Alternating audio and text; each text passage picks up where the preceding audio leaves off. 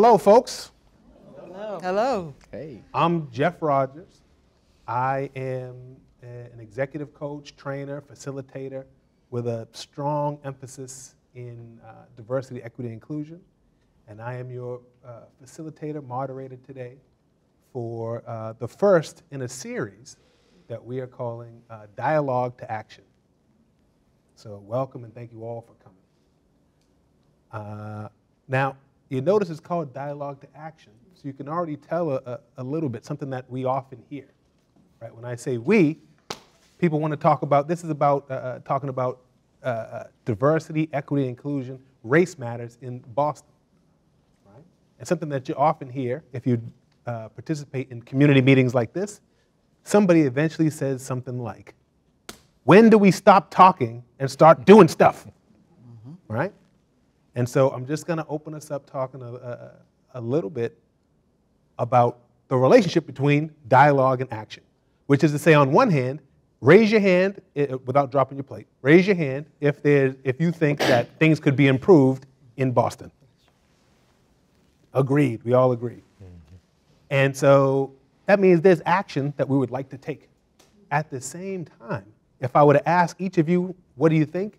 Some people would say different things. You have a different lens, a different perspective. Some people look at it this way, some people that way.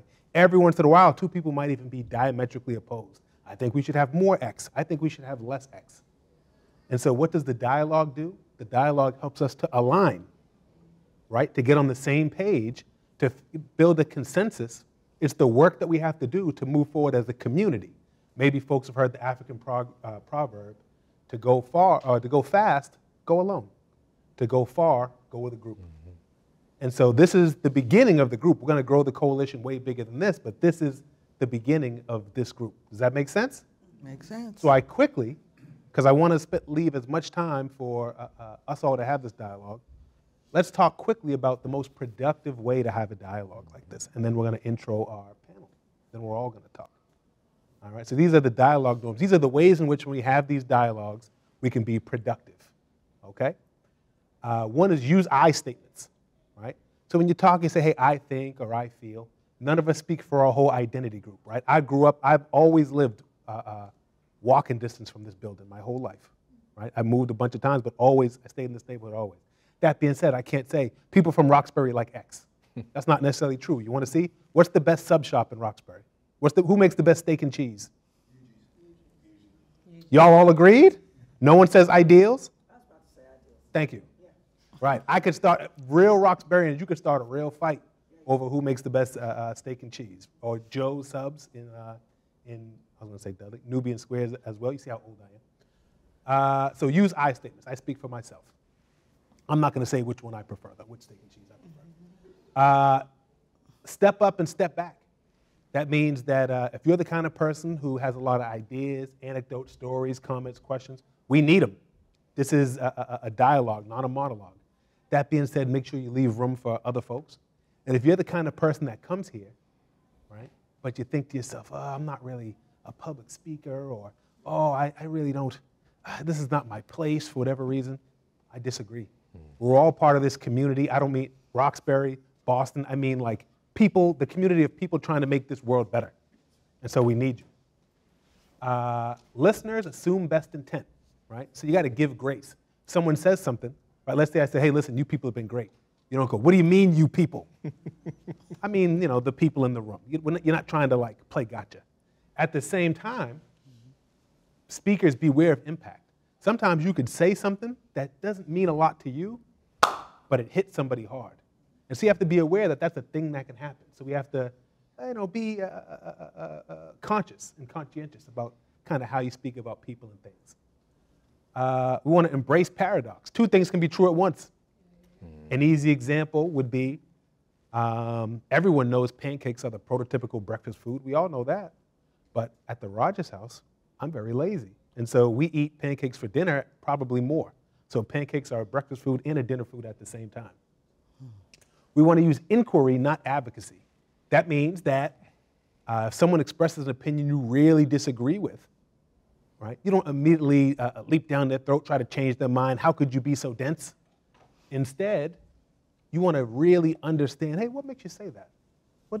Tell me more. The highest form of communication would be at the end of it, you understand the person you're talking to.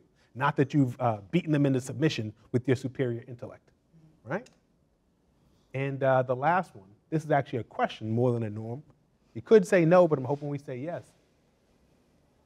To be candid in the way that I mean it would be to be compassionate and direct at the same time, where we actually say the truth, right? But we also center that people are humans.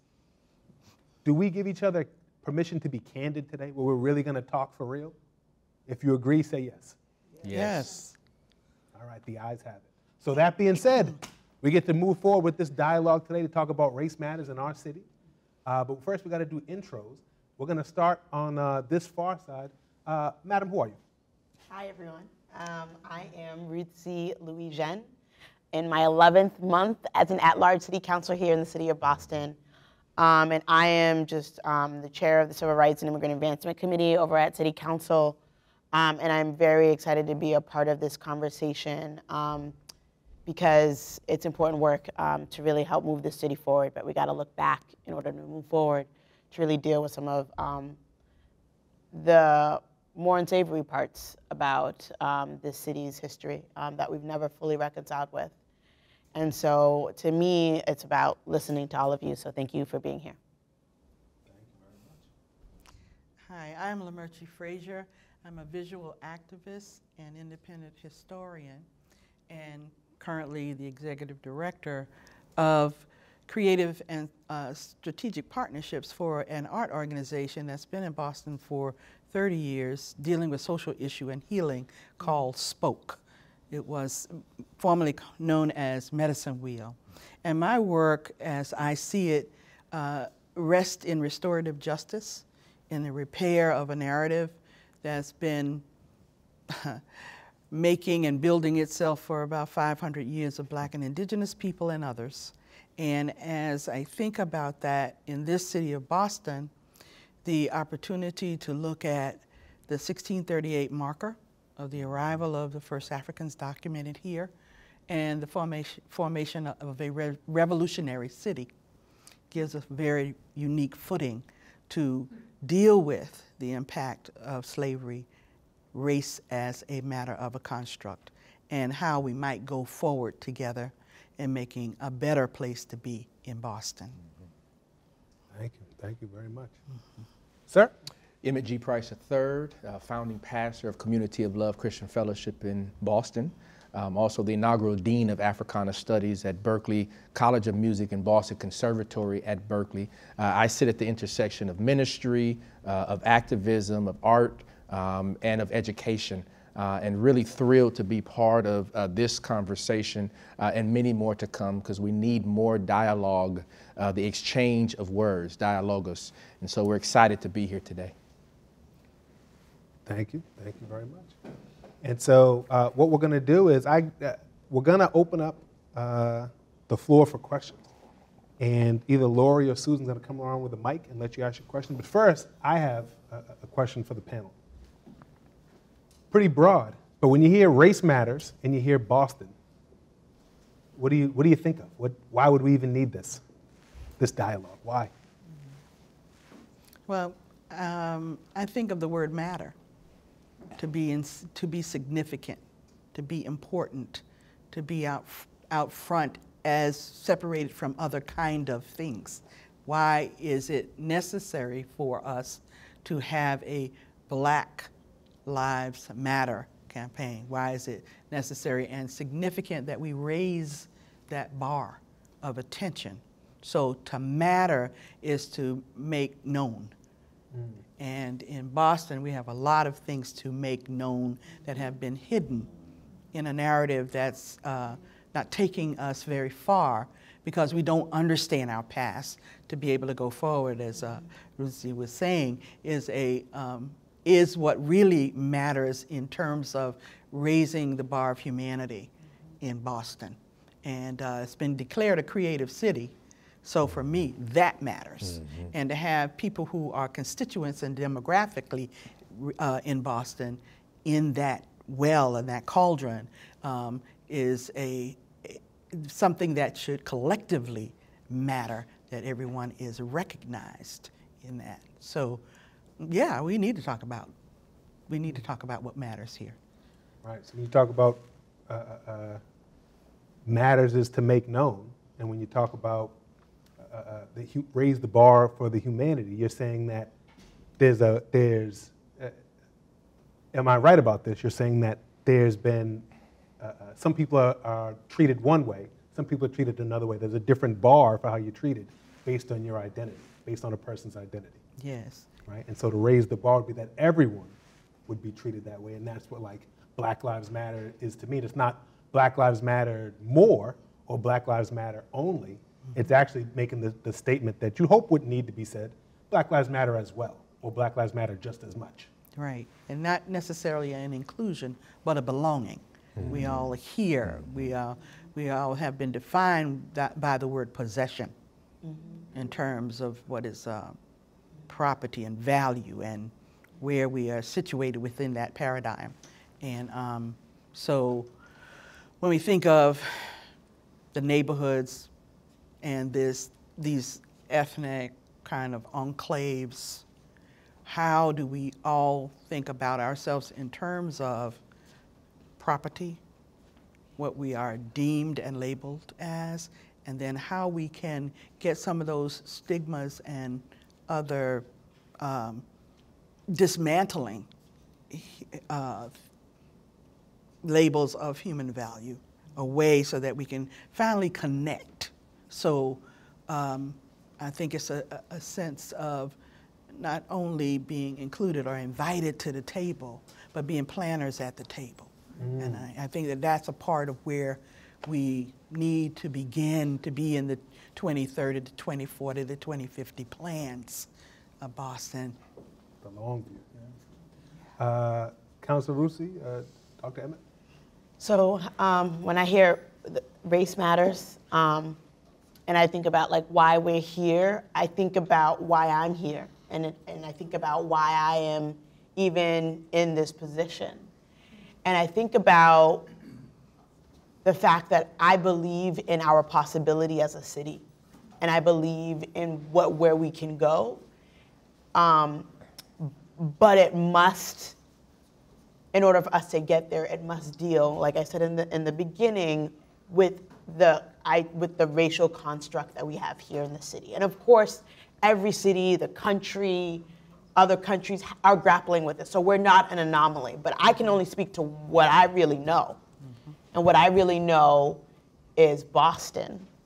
Growing up as the daughter of Black immigrants in Mattapan with white neighbors and understanding how we saw and approached the city as poor folk, right? The family next to me was a poor white family. And so I think about how we came up so similarly in this city, but all of the forces that have tried and that have successfully tried and pitting us against each other.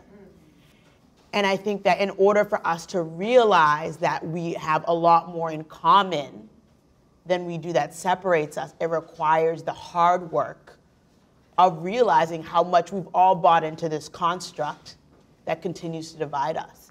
And to realize the economic and the social underpinnings of that construct that has created all of these great divisions, which is why I went to an elementary school that was under-resourced, but if you go 2 miles down in another neighborhood, you get thriving, rich communities.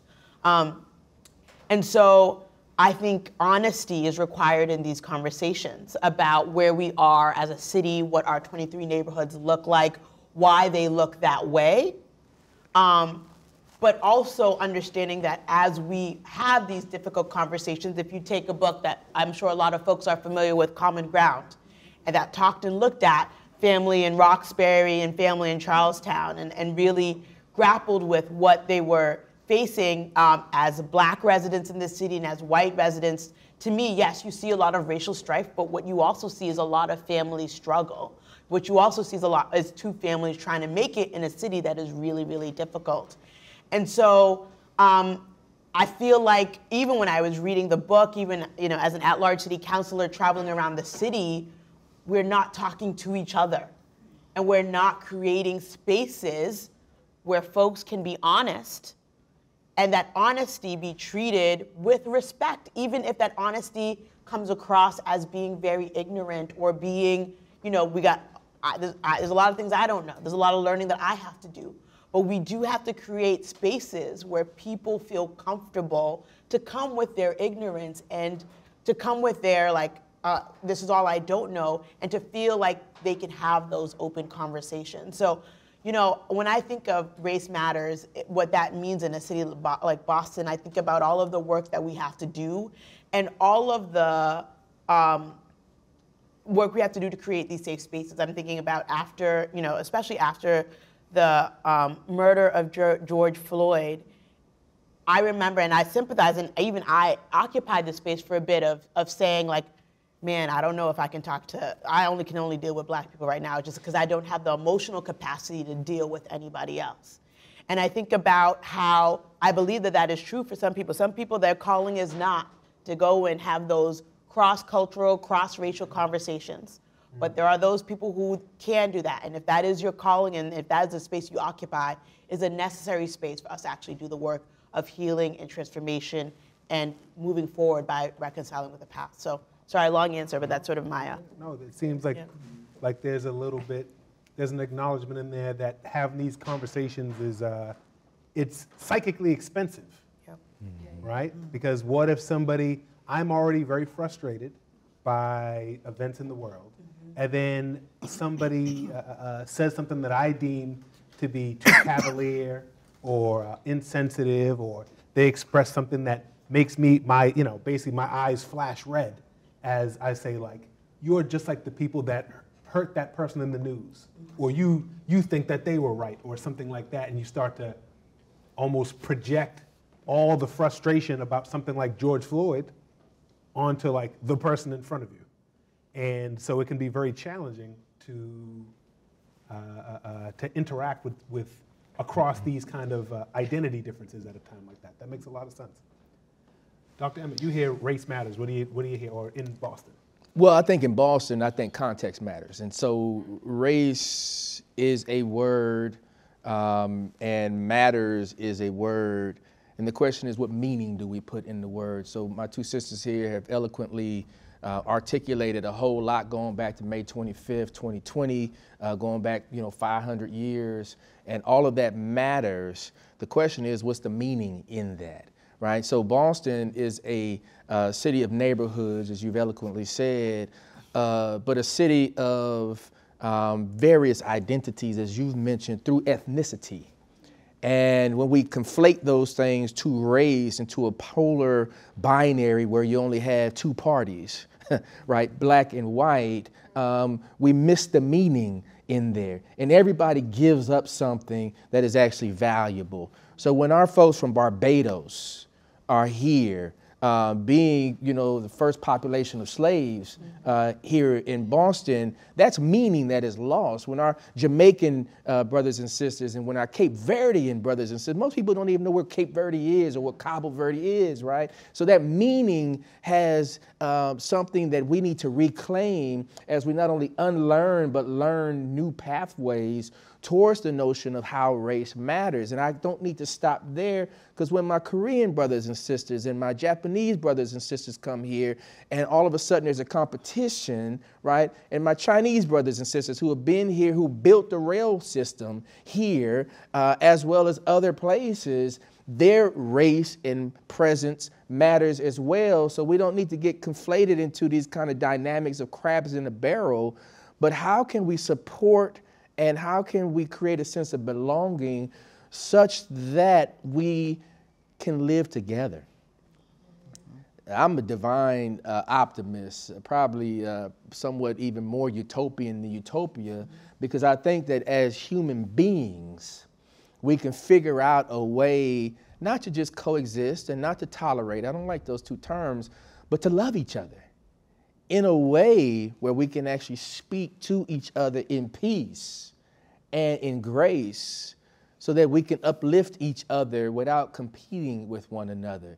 So how do we do that? We got to go back to history and acknowledge who the folks were here who built this place, who the folks here whose slave labor even here in Boston, right? Because we try to do this, the home of the abolitionists. Nah, come on, right? I mean, so we talk about all that good stuff, but we don't talk about who was on Beacon Hill and who's under Beacon Hill, right? Into some slave graveyards over there, right? So we have to reclaim all of that history and bring it into meaning so that race matters forward.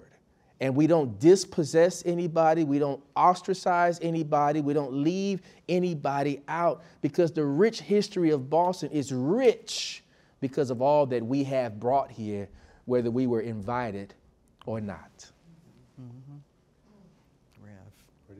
Whether we're invited or not, that's poignant. That really hit me there. I know I'm supposed to go, but that really hit me. How are people feeling? Do folks have questions? That's okay. So my question is to the panel. Is it possible to, we talk about 400 years of history. We talk about the various ethnic enclaves and divisions. Is it pie in the sky, kumbaya, unrealistic to say that we could have a society where people are celebrated for their differences? Or let's make it smaller than society.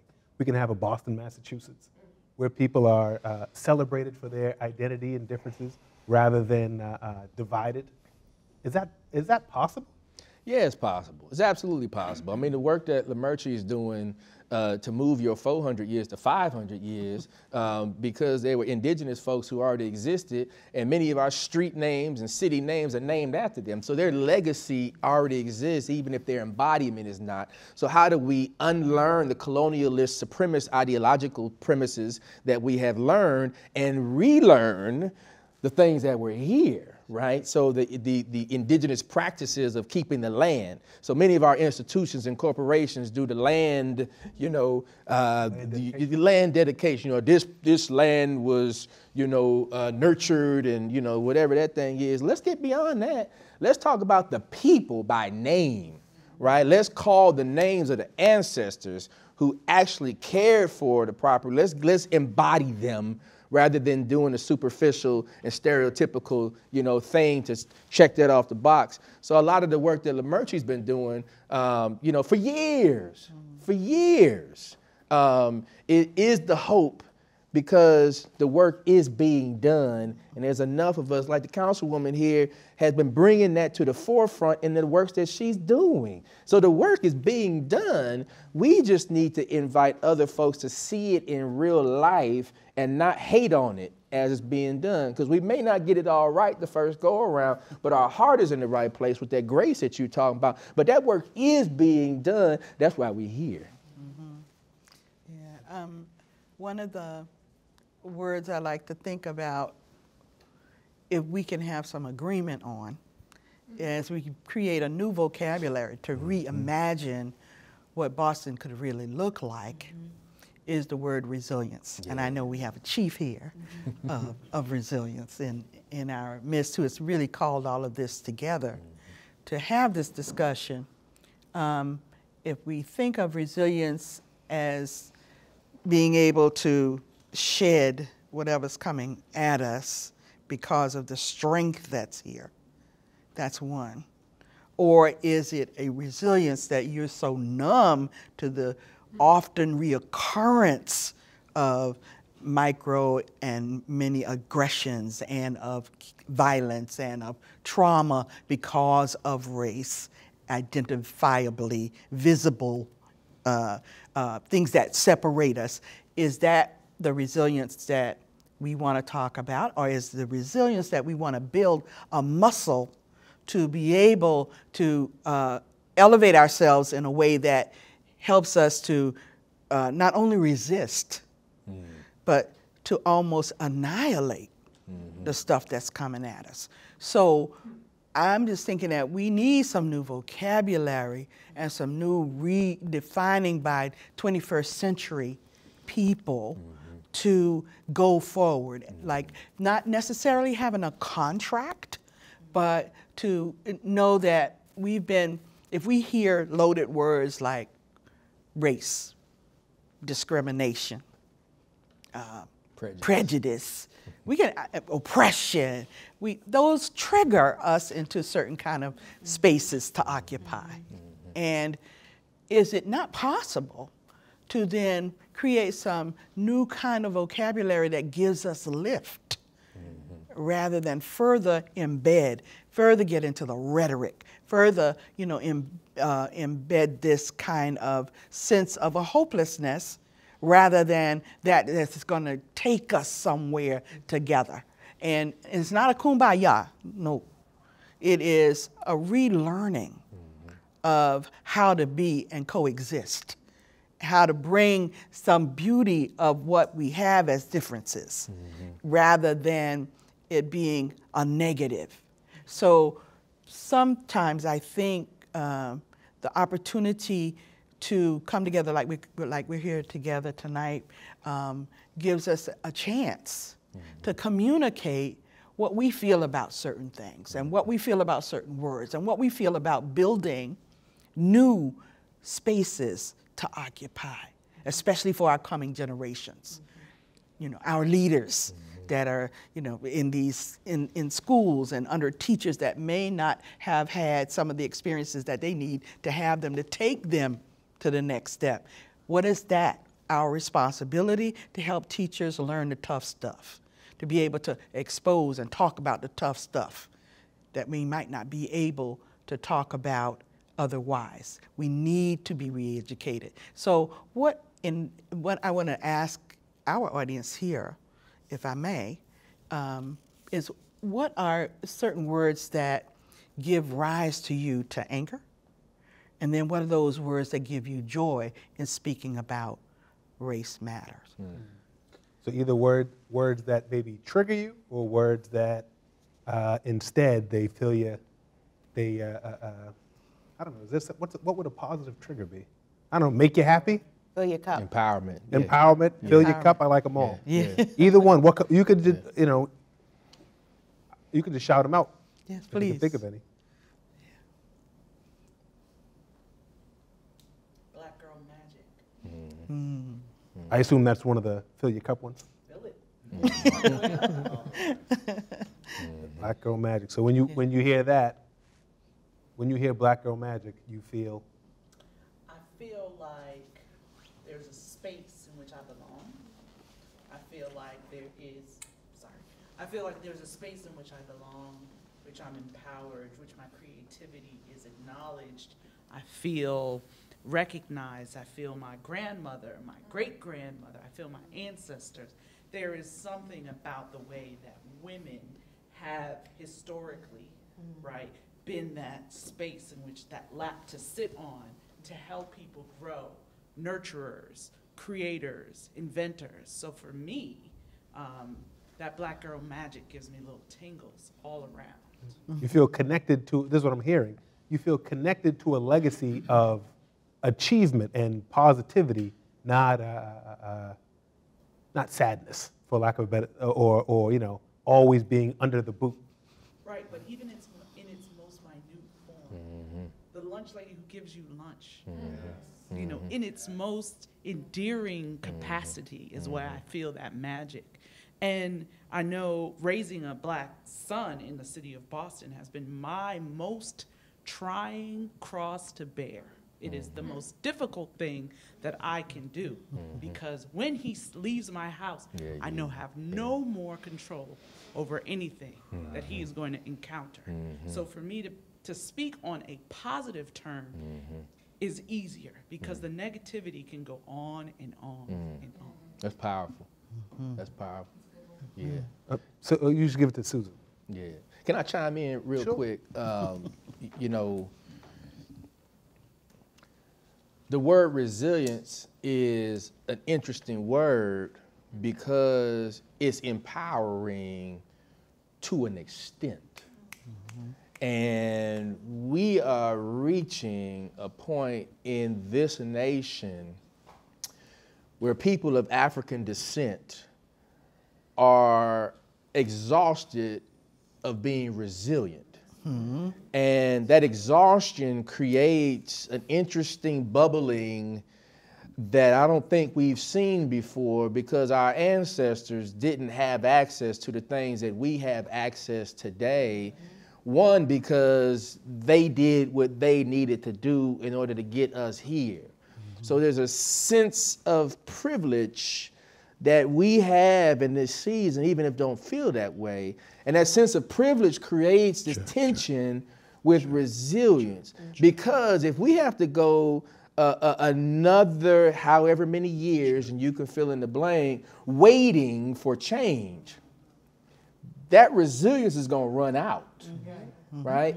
Now, I'm grateful for our younger generation. If you look at the demographic of voters last night who showed up and showed out, in addition to Afro-diasporic women, who have been our champions, I think world-class champions, not just in this nation, but world-class champions. But in this nation, it was the younger generation who showed up and voted into existence a desire to be a more equitable, inclusive, belonging nation. And you can articulate that however you want to in the polemics of political parties. But resilience has a date on it. And that's a troubling notion. And that expiration date on that was expedited on May 25th, 2020, because how many more inflection points are we going to have when the inflection point was temporary based on our reflection back from today? So the people who were saying, oh, wow, they ain't saying that no more. They back to the norm. So I think that we have to redefine and recreate, using our imagination, what health, healing, wellness, wholeness, thriving, success looks like.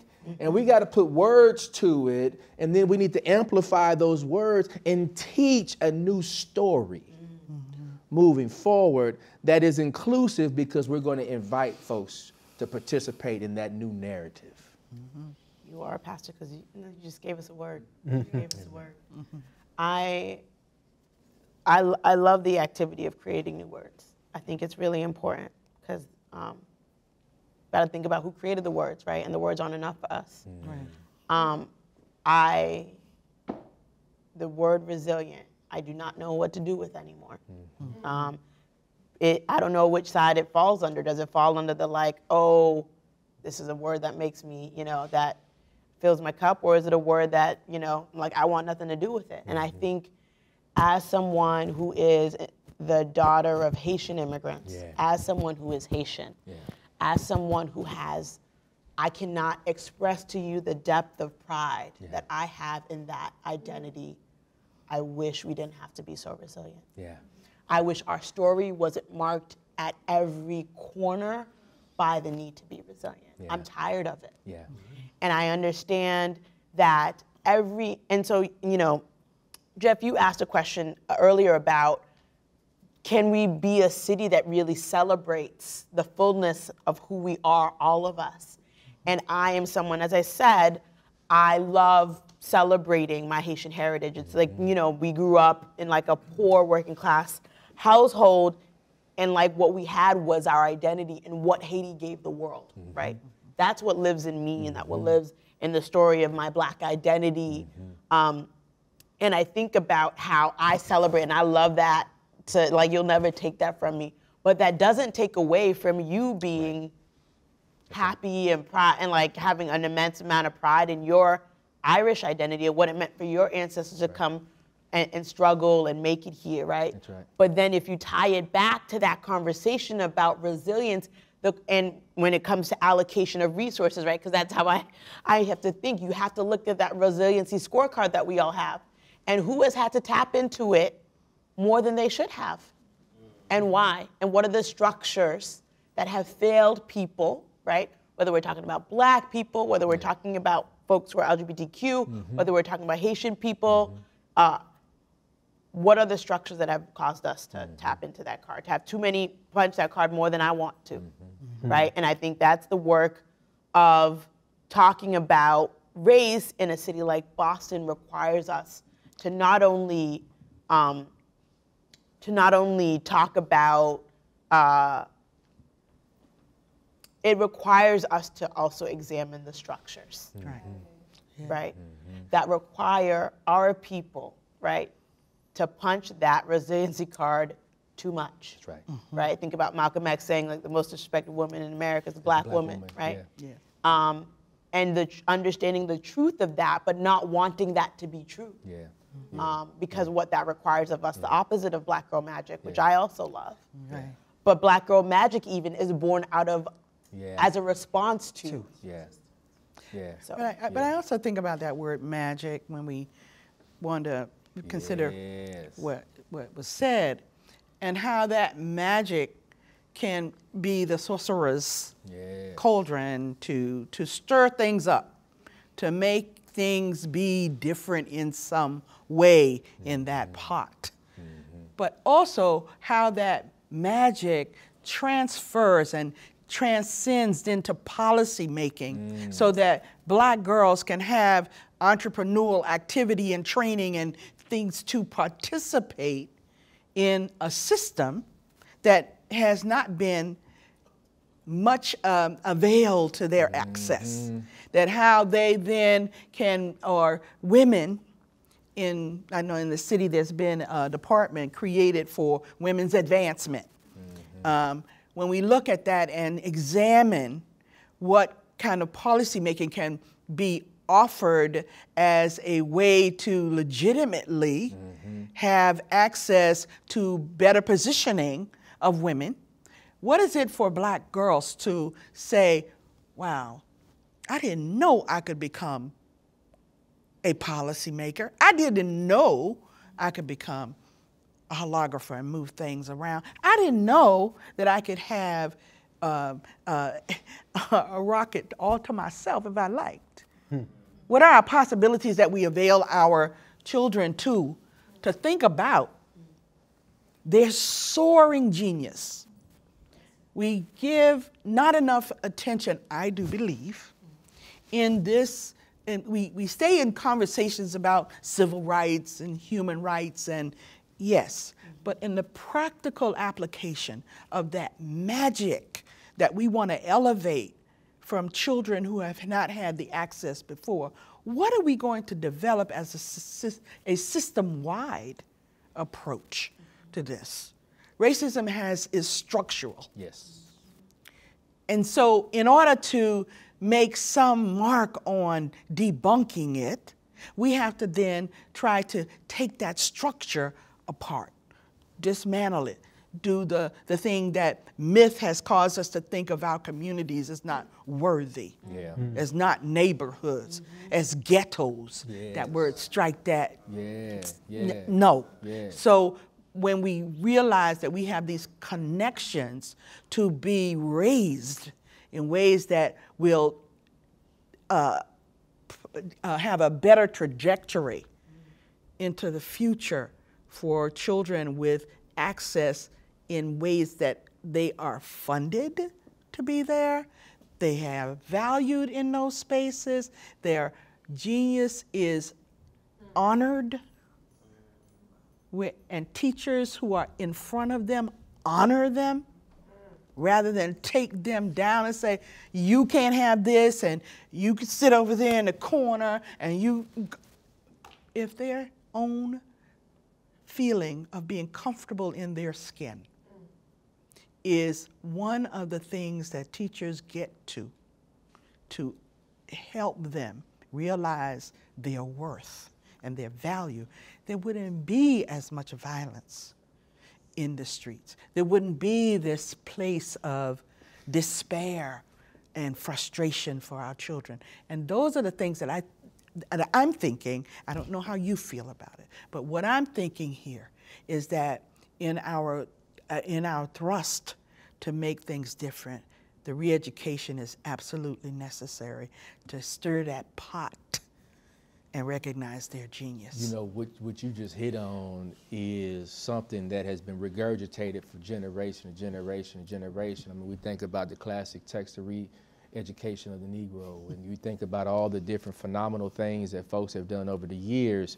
And the issues have been consistent, that we have not had a big enough vision for wholeness and healing for the population, like for the city, right? We've been thinking too small. We've been thinking for this segment and this sector.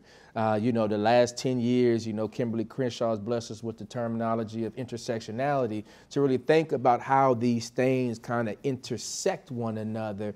And I think we're all complicated enough thinkers to think complexly and not to oversimplify things. But let me oversimplify something really quick, because the way to dismantle racism is to remind those who are racist that they had been subjugated to oppression before they ditched their own identity in order to take up the mantle of whiteness.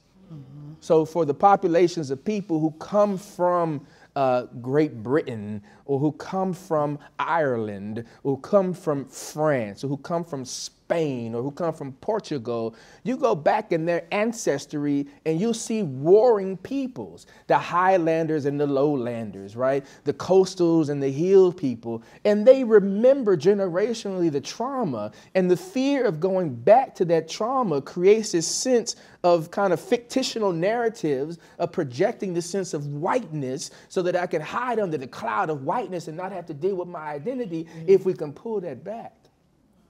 And remind people that the one thing of many things that we have in common as human beings is suffering. And don't nobody want to suffer. So how can somebody who has suffered project suffering on somebody else and live with yourself with that? So we got to reframe that in a different kind of lens to say that there's enough wealth on this planet for everybody to be wealthy and not have to rob from somebody else. There's enough living resources for everybody to eat on this planet without having to steal somebody's bread. There's enough oxygen, if we do right, on this planet for everybody to breathe and not be suffocated by somebody's need. So in the reality of the multitude and infinite resources on this planet, why are we still fighting for $5 that fell out of somebody's pocket? So for me, the opposite of suffering is power. Yeah. So the $5 suffrage for me is who wants to gain power, who is in power. How does power affect every decision that is made at the city level, at the state level, at the national level? And so for me, we look at, you know, wealth extracted communities. Economics is power, right? Knowledge is power. Education is power. And if we take, Lamertia, you spoke to something about education, right? Where do our educators fall in the structure of economics and power, right? So if we're entrusting our most precious, future forward inventors and leaders into these people's hands, wouldn't we want to put them on a stratus where economically they thrive? They're motivated. They are not worried about other social things that have to, you know, put them on the edge of whether they're going to buy crayons or not. So when we talk about these things, we need to consider not only just race, but power. You talked about those people who were oppressed, right? And then coming into a position of more power. Mm-hmm. And how that might have some psychological change of how do I not lose that control? So economics, education, and power all are in this conversation of race. Yeah. And the race constructs. You're absolutely right on the money. I mean, the power dynamic is essential. It's absolutely essential. What's also essential is this. Boston, oldest public school system in the nation. Boston, oldest public transportation system in the nation. Boston, oldest police department in the nation. And we can go on and on and on. Excuse me. So when you talk about power, there's an implicit inherent power in those systems that were developed and were kind of, borrowed from other places. So who controls those things is what you're getting at, right? Because if you look at an uber wealthy person, homeschool, driver, personal chef, not playing in those systems, the ultra uber, right? So there's a disconnect between the power and the wealth associated with power, whether you're talking about currency, access network, all those things, right? And the decisions that most of us are making. So you're absolutely right. We got to have a systematic equalization of that so we have access to that wealth and that power. So let me try to synthesize here where we're at so far.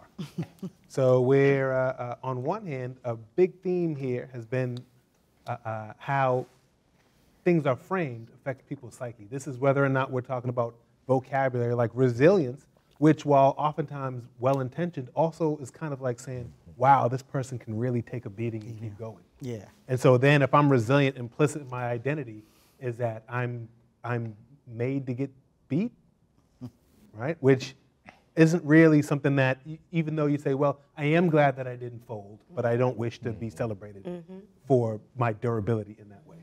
Or whether we talk about reframing the way that we relate to each other, right? And so, so someone might come here and be white, but actually, if we look at their ancestry, they come from an oppressed people, right? And so there's a phrase, sometimes in my, I do DEI work, and someone might challenge and say, we're an international company, that doesn't have anything to do with people from this country that we work with.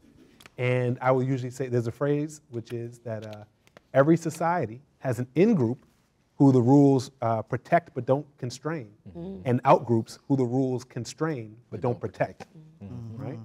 And so even if, just as an example, in India, it's not about your race necessarily. That's right. But they have a caste system, and it's important also to be, Hindus are the in-group in India. Then one country over, they're really, biologically, genetically, it's the same people as India, right?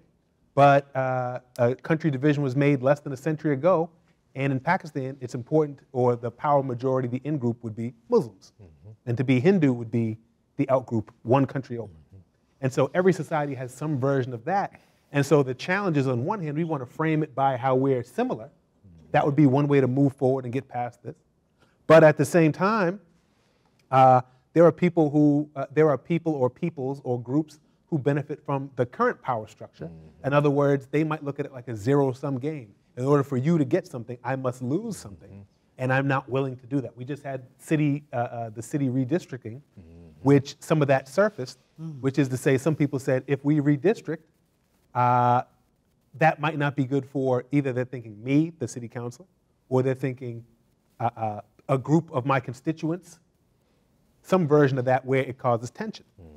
And so, and that gets to what you were talking about, the power, right? Which is to say that I'm all for, like the things we talked about today, I think many people could attend this meeting and agree up until you get to, so are you willing to give up a little bit of power? And they might say, well, let's look for a plan. There must be another way. There must be another way, a way in which I can help without sacrificing that. And so that's one big challenge. Does that sound like kind of some of the tensions? Are there, my question this is for the audience, I hope, I'd like to hear, are there other tensions? Like, why don't we already have this?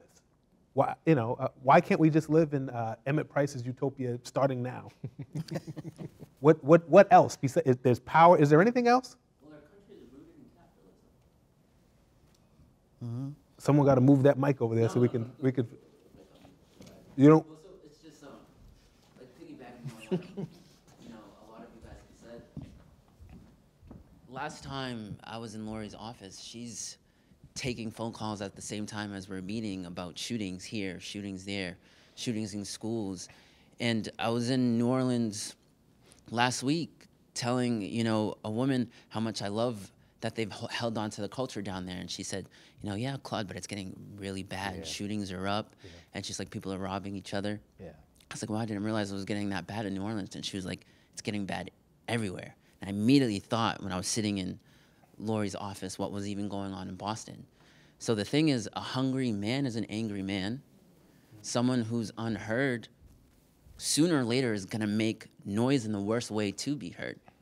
You know, so my question is, how do we actually do that? You know, in a country that is rooted in capitalism, we speak on power, we speak on economic advancement, but how do we instill that, of course, in the youth, because that's where it starts, to obtain that and to know their worth to get that, and that they can retrieve that? Well, so when you say our country is rooted in I just want to make sure I know what you're kind of describing. So is the idea that we live under a system where you need basically these coupons in order to eat and have somewhere to live and sleep and drive and these things, but it's not set up where you start with many or any coupons. So you could actually be so deprived that your best option is to do antisocial behavior, like to hurt somebody, and or it's so tough and so stressful that you're at the end of your rope and someone says one thing to you and you've been living under, you basically feeling like you're living under a guillotine for a long time. So it's not conducive to brotherhood, it's conducive to conflict. Is that like are those the challenges of living under capitalism? Yeah, of course, and you hit it like right on its nose, but my real question is, how do we go in the opposite direction from that as a city, as a community, as a youth, even there's people here. I'm sure there's plenty of people here who are at their wits' end with a lot of things. You know, so it's like, we know what's wrong, but like, what can we do that's right? But I mean, there's a couple of presuppositions in your question. I think it's a brilliant question. I think the presuppositions are, one, capitalism is not a constant. Capitalism is always in flux. It's actually an experiment. Capitalism is a theory that is disproven until it's proven. And so within capitalism, you have the highs of people getting wealthy, and then you have the lows of like Enron's, right? You have, and now people got wealthy on Enron too, so don't let me create a false binary. But capitalism creates an opportunity for entrepreneurialism at its highest heights, but only with the confines of supply and demand. Right? If there's a demand and you can supply it, then you're going to get wealthy. So everybody's trying to look for marketplace. Everybody's trying to look for consumers, right? Which is a challenge when you conflate that with the experiment of democracy, which is not a constant. Democracy is always in flux, right? There's no floor in democracy. We have seen countries in our own lifetimes that have become, quote unquote, democratic and who have lost that. Right? So when you have these two experiments that are kind of doing this, everybody's kind of doing this. And the challenge is we're not teaching each other how to thrive in either experiment, let alone the conflation of two. So if we taught our young people, back to power, financial literacy, if we taught our young people about LLCs and tax codes, and if we taught our young people about entrepreneurialism, right? I mean, if we taught all of our young people coding, I mean, there's so many different things that they could do that would create alternative pathways so that we could break the herd. So I think you're right, because these things come into the notion of power, back to this dynamic, because those who know, they know.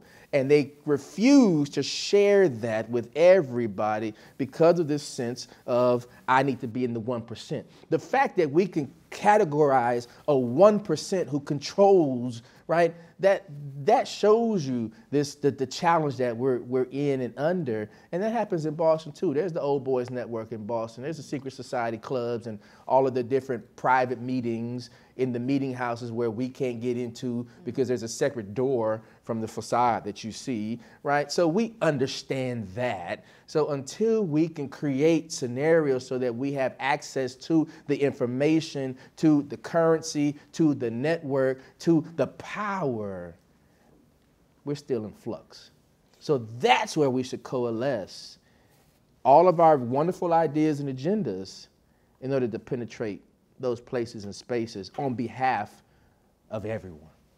I just quickly want to, sorry for interrupting, but just want to reflect on a couple of things that I've heard for the sake of me, but also for the sake of, again, getting to this place where we can establish new norms and terms and vocabulary.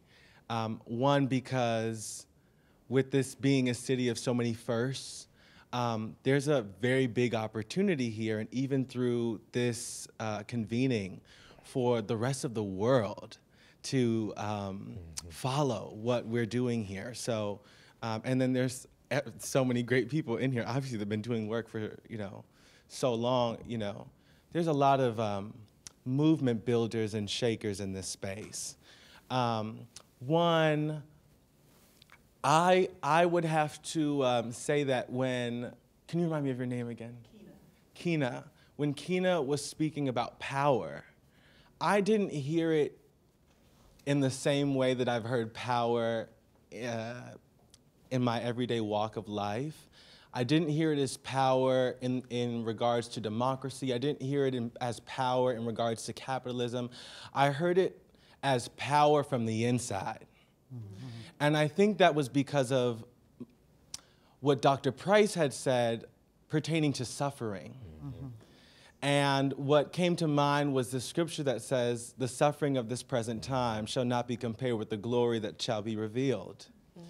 And when I heard glory, I went first off to, one of my heroes, John Legend, and comment in that song that was birthed out of that film based on the story of Dr. King and Selma.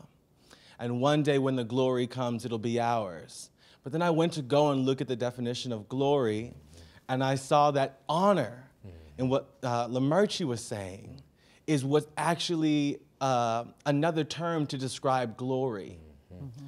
And so when I think of power, when I think of glory, when I think of honor, and when I think of,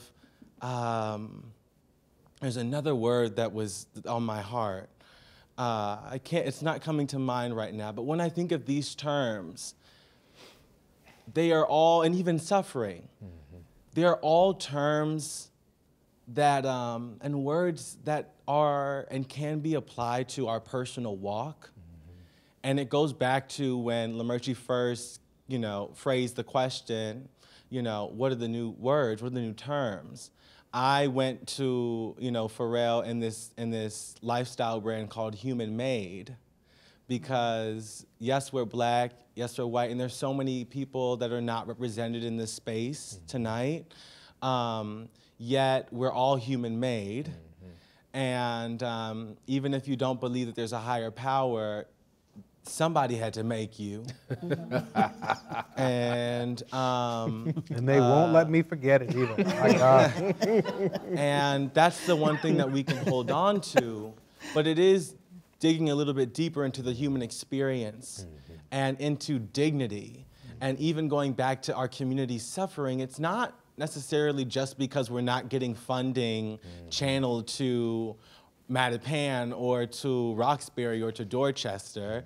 It really is, how do we assume the posture of dignity and saying, this is my community? And I think that's what we've lost. Yeah. And then we've lost the spaces for that to also be activated within each other, which is why this moment is so important to all of us, and it's fulfilling. Even in our own personal fights, because tomorrow we're going to go out and fight against this thing again. Yeah. But actually, we could be living in glory, and we don't have to wait to live in it. So how do we redefine these terms? These are the things that are coming to me, and I'm just grateful. I'm not saying anything new, but I'll give the mic to Reverend Laura, who can take us to the next level. All right. Hi, friend. First off, just thank you all. This is good. I think part of what is missing for me in some of these conversations, and that I'm getting a foretaste of here, is the prophetic imagination of what our city can be. And I know we need, and we live in it, all of the incremental and strategic and small scale maneuvers and the incredibly tedious and hard work of like the redistricting maps and what we need to reapportion and reappropriate where. But it's that there are artists on this panel matters. that we are collectively building and casting a vision of not just the Boston as it is. And to be clear, I think, let me say, I know as someone who was not born in this place, I have had to do a lot of hard work to learn the history that is underground. It is not self-evident always. And the more I do it, the more I think it is intentionally hidden. I'll leave that there. And there are ways, and I don't need it to be centered, but there are ways that whiteness depletes full humanity from white folks too, that white people need to have a separate conversation about. And the vision of what, and we need to like stop being scared of having that conversation, but that's a whole other thing. But how we as a collective community of Boston have a conversation about that prophetic imagination of who we can be together, like that gets me on fire. That I know I need artists for. Well, we got 4 minutes left. So here's what I'm gonna do. I'm gonna harness the power of that comment. And what I want folks to use their prophetic imagination right now. And here, we're gonna do something that I use a lot. It's called the miracle question. And here's what the miracle question is. Imagine tonight when you go to sleep, right? All the challenges that we've talked about in here, the race matters in Boston, they're cured in Boston only. Not in the rest of Massachusetts, and not in America, and not the world. Boston only. Like magic, okay? But here's the thing. Nobody tells you that this miracle has occurred. You simply have to get up and live your life and notice. What would you notice that would let you know, oh my God, this weird, Freaky Friday style miracle has occurred? I want to hear from the audience first, and then we're going to hear from my panel last. So, but I'm not moving until two audience members tell me, how would you know?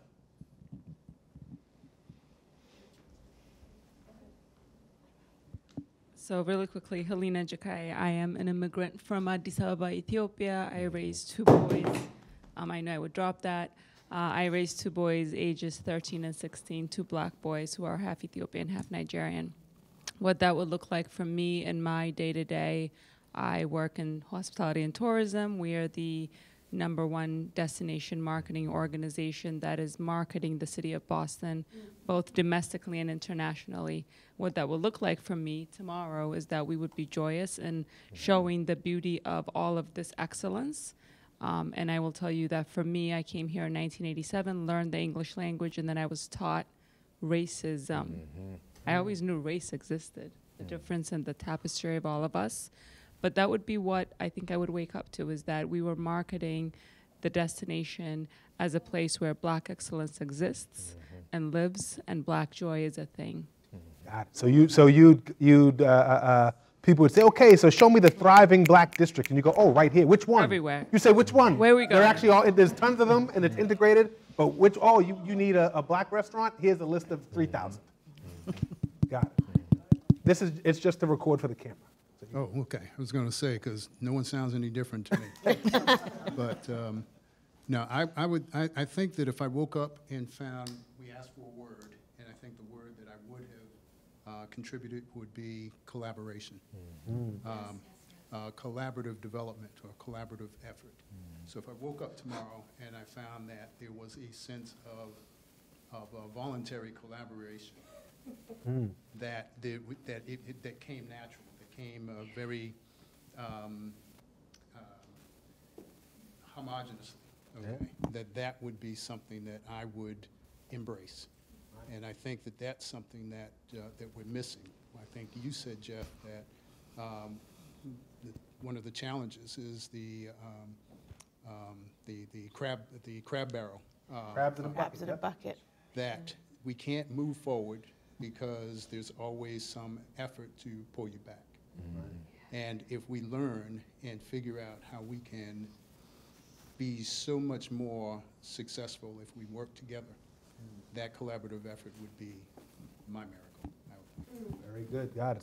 So you wake up, you go around, and wherever you go, you realize like, this is it's not segregated, right? In places, I can't tell, you know, what identity person owns it by whether it looks rich or not, because it could be a fancy Back Bay restaurant, and it could be owned by, you know, any type of identity.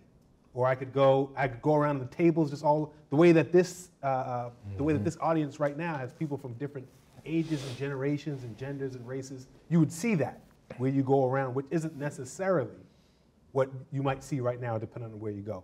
That makes sense. Panel, your miracle. What would you see? How would you know? Well, just to respond to, I didn't mean to take down the term Black girl magic. And so in response to, no, and I know, but I'm just saying, like, you know, in response, I think what I would see, and I was like, where is there a hashtag that I find to be fully empowering and not rooted in any sort of reaction? And I think about, you know, the carefree Black girl. And I think that the world that I would see is a world of carefree Black women. Yeah. Because they're getting paid equally. They have a place to call home. They're not worried about their Black kid leaving and entering a world that is scary and that is unjust and that is trying to lock them up. And a lot of the stressors and pressures that we feel disproportionately would no longer be on our shoulders. So I think I would see a world of carefree Black girls. Just weight off the shoulders. Yep. That makes sense. Emerging? I think about this phrase that Malik B., who was a rapper, as one of the lyrics in one of his raps, said living in the calculus. And he considered himself living in the calculus.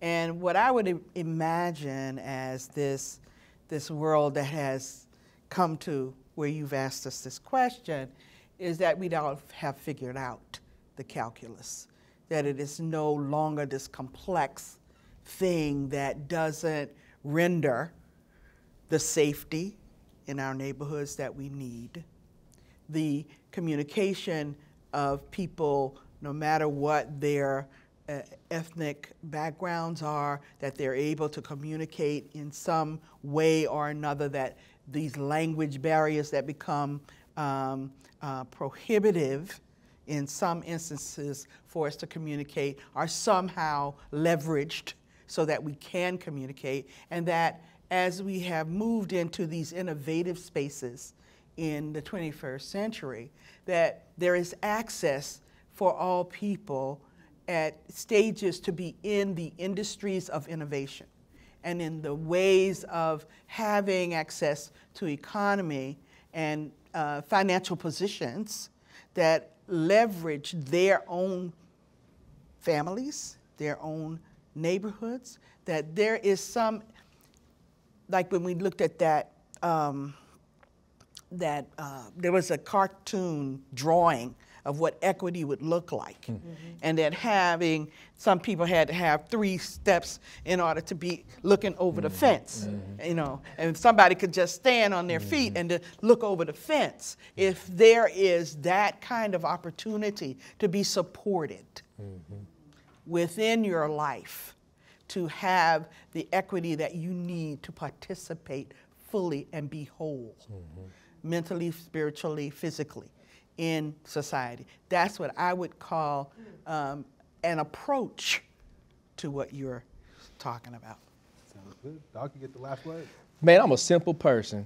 On that morning, I'm gonna wake up and I'm gonna be late to work. But let me tell you why. I'm gonna be late to work because the 3 to 5 people who I spoke to on the way to work, we had such enriching, inspiring, empowering, and wonderful conversation that I didn't want to leave them. So rather than speaking to people and having them look at me like, I don't know you, right? We have that intimate level of conversation that actually says, you know what, I see you, I feel seen by you, and let's chop it up a little bit more. I'm present, I'm not in a rush. I haven't wanted to watch in 20 years because I don't ever want to feel like my time is being dictated by a third party. Right? So I'm present with you. We just gonna enjoy this moment for what it is. That's how I'll know that the world is healed. And I'm late for work. Stop this watch. Thank you very much.